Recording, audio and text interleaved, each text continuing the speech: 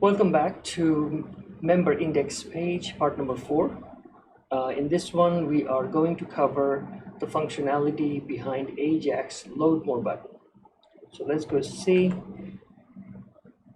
Alright, so this is the member index page, currently loading 10 members at a time, and when we click on this Load More button, it's giving us back 10 more users using WordPress Ajax and ES6 JavaScript. So now let's go check the code behind to find out what makes it tick. Okay, we are back at the code, which is the index.php file for the member index, which is generating this file right here, this page right here, and the location is the themes folder, theme name, and this BuddyPress. This is the templating folder that was collected from the BuddyPress plugin itself and placed inside the theme so that the whole thing can be customized. And as you can see here, these multi-numbers, these are basically the older files. As I kept adding new code to it and make changes, I kept adding the numbers, and this is a process I follow so that if I end up messing things up or making a mistake, I can immediately drop back onto one of the old ones, known good ones, so that I can start over without wasting any time. Now let's look at the code. The Load More button code is right here. But to show you the proper location, let's go to the top, and here is the top blue bar, which is right here, and this is the top filter nav bar, which is right here, and this is the top advanced filter, which is currently, as you can see, dnone, which is a display none class by Bootstrap, that's why it's not showing up right here. But when we go other sports, let's say football, it shows up. So now let's go back. All right, let's keep going down.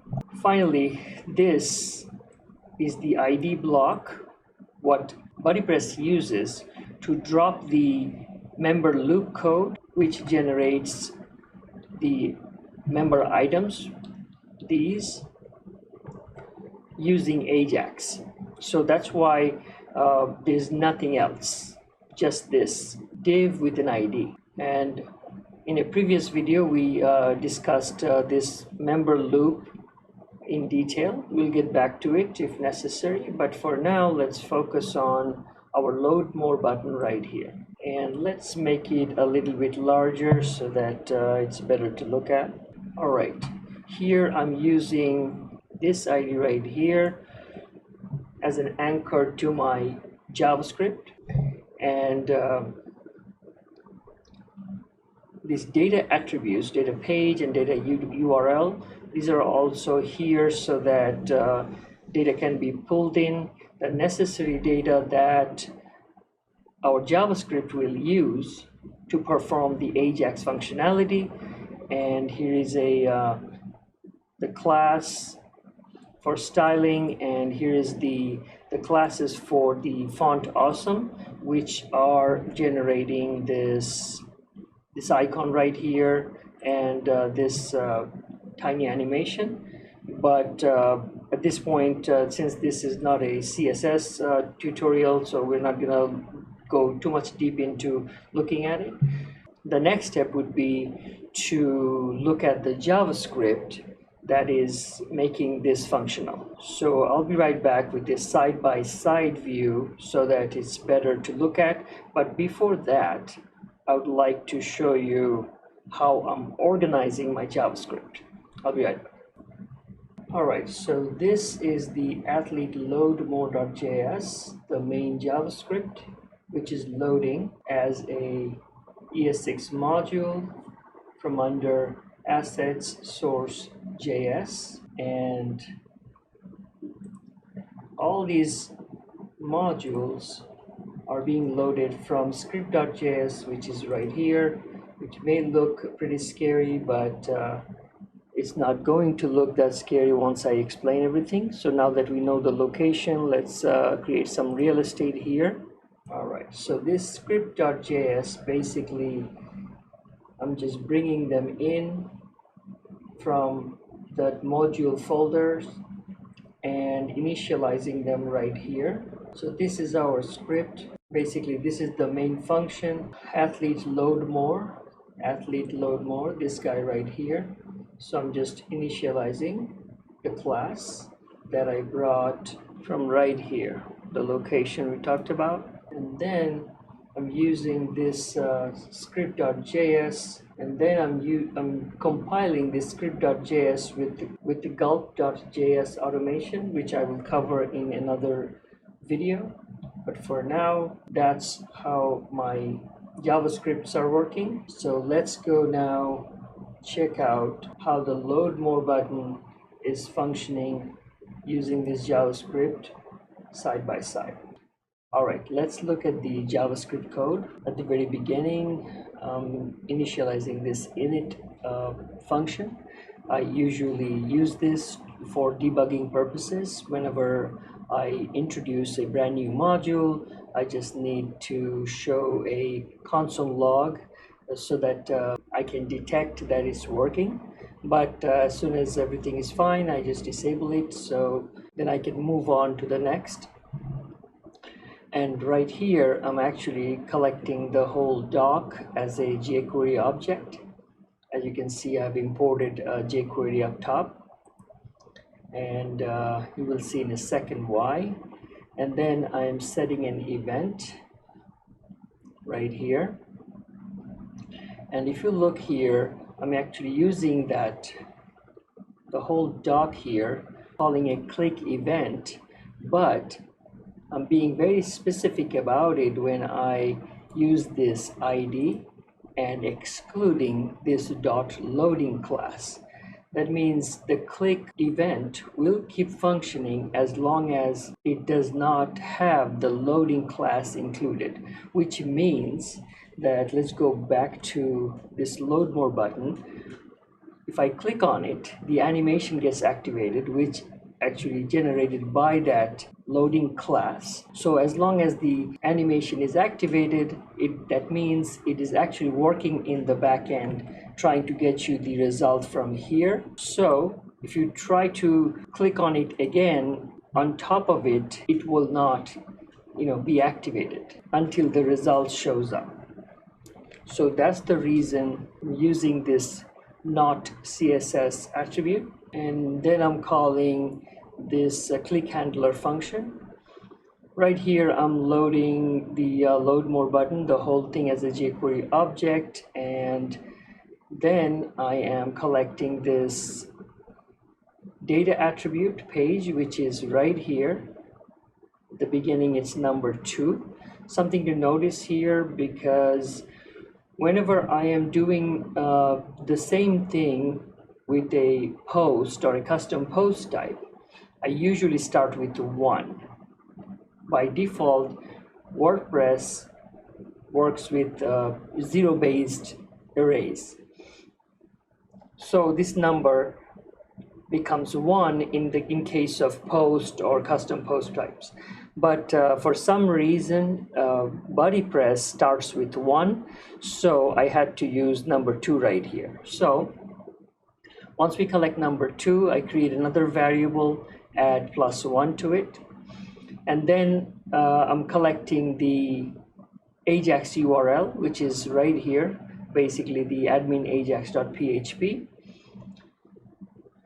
And then I am calling this add class function and adding the loading class. This is where the animation begins, and this keeps on going until we get the result, as you can see a little bit later. And then I am declaring a variable to use my Php Ajax function, athlete load more. So now to find out what this is, let's go see. In this function.php file, I'm actually calling athlete load more function.php from this underscore function folder, and if I go here, and this is our file, and this is the actual PHP function that Ajax will be invoking. And we'll talk in detail about this, but let's follow the JavaScript now for now. So right here, that's the PHP Ajax function. I am putting it right here so that I can pass it along inside this .ajax jQuery function. So this is where the Ajax URL is being used, which is admin Ajax, and then type I'm using post, and data I'm sending page, which I collected right here, which is number 2. That's being sent with this function name, Ajax PHP function name, as an action. So this is where the Ajax will invoke this function, and when it is done, the result will be stored right here as res. But at this point, I am updating this data attribute, this page data attribute, with new page, which I got right here. The 2 came in, I made it into 2 plus 1, 3. And since I got my first page result, now I'm gonna go ahead and update this data so that this becomes 3. So next time somebody clicks, my Ajax function will get a number 3 as page number, and so on and so forth. Then it's 4 and then 5, something like that.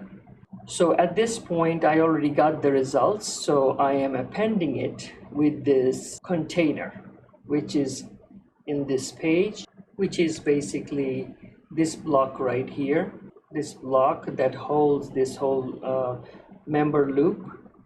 So it will keep adding to this member loop and increase by 10.